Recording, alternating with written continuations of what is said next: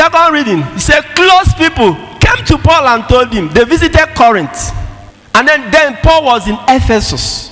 So they moved from Ephesus to Corinth to see the Corinthian church. The Corinthian church was a very big, charismatic, jovial, but problematic church.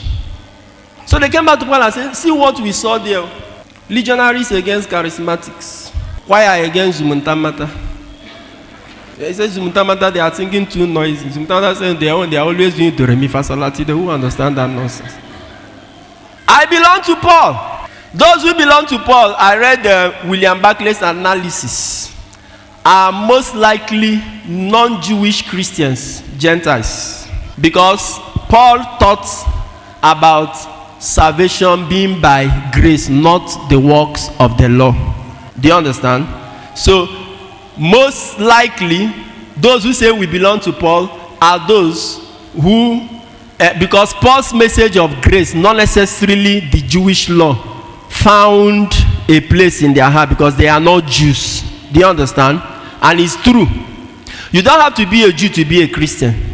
That's what some people did not understand. They wanted to import Jewish law into Christianity. One of the prominent ones is circumcision. Remember circumcision, the problem of circumcision. That some Jewish preachers say, even if you believe in Christ, if you are not circumcised, you cannot have salvation. That was one of the earliest problems, doctrinal problems that they had to treat. And Paul said, that's not true. If keeping the law were sufficient for salvation, Christ would not have come. So you don't need to be circumcised.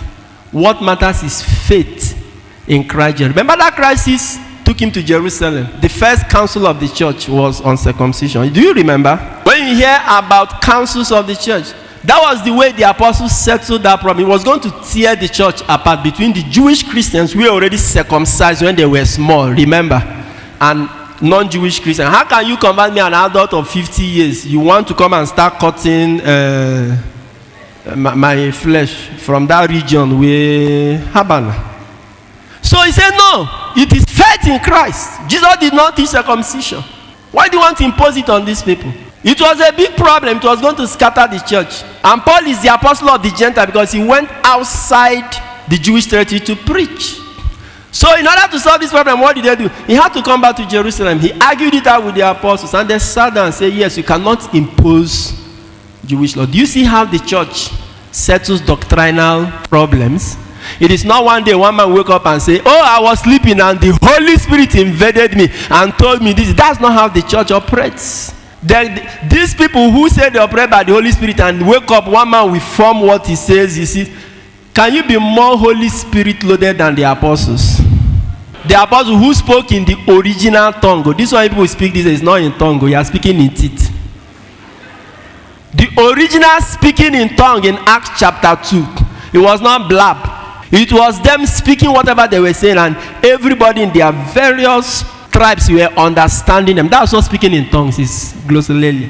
It's not this one that will let us pray. Before we even under 30 seconds, somebody is already blah blah blah blah blah blah blah blah blah. My friend, that is speaking in teeth. That's not speaking in tongue. You cannot be more Holy Ghost filled than they.